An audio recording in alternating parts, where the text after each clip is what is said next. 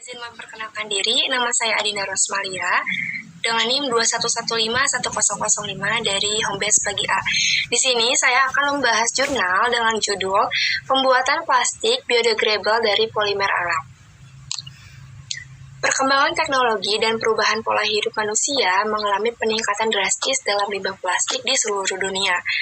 Pembuangan limbah plastik sangat membahayakan bagi lingkungan dan kesehatan pada manusia karena sulitnya terdegradasi.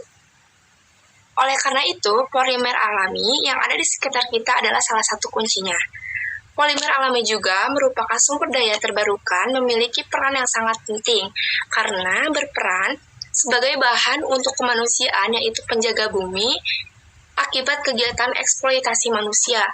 Proses-proses eksploitasi teknologi yang semakin membaik, salah satu contohnya yaitu yang terkait dengan pembuatan plastik. Untuk yang selanjutnya yaitu ada plastik.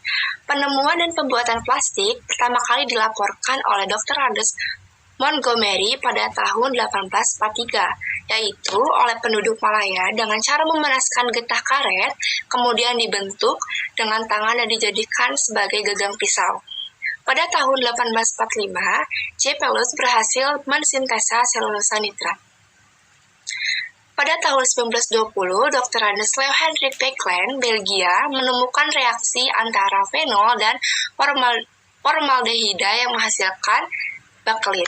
Dan penemuan ini juga dianggap sebagai awal industri plastik. Berbagai jenis bahan kemasan plastik baru bermunculan sesudah Perang Dunia Kedua usai.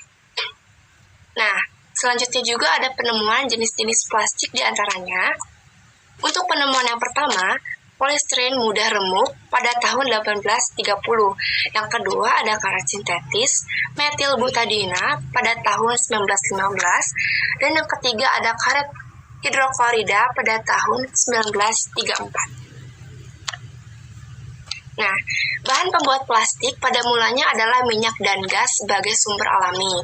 Tetapi di dalam perkembangannya, bahan-bahan ini juga digantikan dengan bahan sintetis sehingga dapat diperoleh sifat-sifat plastik yang diinginkan dengan cara kopolimerisasi, laminasi, dan ekstruksi. Komponen utama plastik sebelum membentuk polimer adalah monomer yang merupakan bagian atau rantai yang paling pendek. Misalnya, plastik polivinil. Klorida mempunyai monomer vinyl klorida. Nah, yang selanjutnya ada material polimer alami. Material polimer terdiri dari dua sumber. Yang pertama ada sumber nabati dan yang kedua ada sumber daya hewan. Nah, untuk sumber daya nabati, yang pertama itu ada kayu. Kayu adalah representasi paling melimpah dari sumber nabati dan merupakan paradigma material komposit. Ini juga membuktikan di satu sisi komposisi kualitatif umum dalam hal utamanya yaitu ada selulosa, lignin, hemiselulosa, dan polyphenol. Nah, untuk selulosa berupa serat semikristal yang morfologinya dan rasio aspek yang sangat bervariasi dari spesies ke spesies. Selulosa juga merupakan polimer alami yang terbentuk dari subunit sub. Contoh selulosa yang sering digunakan dalam pembuatan plastik adalah biji-bijian. Nah, biji juga merupakan mikrofibril yang terdiri dari untayan makromolekul yang sangat teratur yang mengandung selobiose unit monomer. Nah, untuk selanjutnya ada lignin. Lignin matrix amorf kayu ditandai oleh struktur yang sangat tidak beraturan dibandingkan dengan selulosa dan lebih dikenal dengan sangat bervariasi. Dan untuk selanjutnya ada hemiselulosa. Nah, hemiselulosa kayu adalah polisakarida yang ditandai dengan ketidakteraturan makromolekul relatif dibandingkan dengan struktur selulosa. Memiliki lebih dari satu unit dan kemungkinan rantai bercabang. Plastik dengan bahan polisakarida ini telah banyak dilaporkan. Dan yang untuk terakhir ada suberin. Makromolekul lain yang ditemukan hanya pada spesies kayu tertentu adalah suberin. Dan untuk selanjutnya ada tanaman tahunan.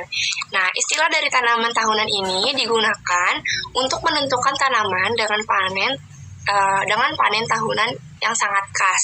Namun termasuk juga spesies dengan siklus yang lebih pendek atau lebih aman. Nah, dari tanaman tahunan ini ada pati. Pati adalah polisakarida edible yang sangat melimpah yang hadir dalam berbagai macam umbi dan biji serealia. Yang selanjutnya ada minyak nabati. Nah, trigliserida nabati merupakan salah satu sumber terbarukan pertama yang dieksploitasi oleh manusia. Nah, selanjutnya juga ada hemiselulosa. Tanaman tahunan menghasilkan banyak pilihan hemiselulosa dengan struktur yang sangat berbeda dibandingkan dengan tanaman yang ditemukan di hutan. Dan yang selanjutnya ada mono dan disakarida. Minat menggunakan keluarga senyawa ini diproduksi berbagai tanaman tahunan sebagai prekursor untuk bahan yang baru. Dan selanjutnya ada alga. Biomasa laut juga merupakan sumber prekursor pada bahan yang sangat menarik, baik dari segi sayuran maupun hewan. Sumber daya polisakarida yang berasal dari alga tertentu, seperti alginat, rumput laut, telah dieksploitasi untuk waktu yang lama, seperti polyelektrolit, bahan sebagai pembuatan plastik. Dan selanjutnya ada sumber daya hewani. Yang pertama itu ada kitin dan kitosan. Kitin dan kitosan tidak diragukan lagi adalah polisakarida hewan yang paling melimpah di bumi. Ini juga merupakan elemen dasar dari eksokerang, serangga, dan Protasea, tetapi juga ditemukan di kulit luar jamur. Dan yang untuk terakhir ada protein.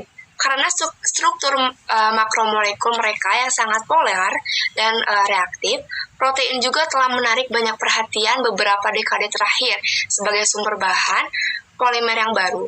Nah, bahan protein alami juga yang sangat menarik seperti laba-laba, karena sifat mekanisnya yang sangat luar biasa. Mungkin cukup sekian pembahasan materi jurnal yang saya sampaikan. Untuk kesimpulannya itu, ilmu pengetahuan dan teknologi yang luar biasa ini membuat banyak kemajuan substansial dari polimer alami yang merupakan sumber daya terbarukan sebagai pembuatan plastik. Cukup sekian. Wassalamualaikum warahmatullahi wabarakatuh.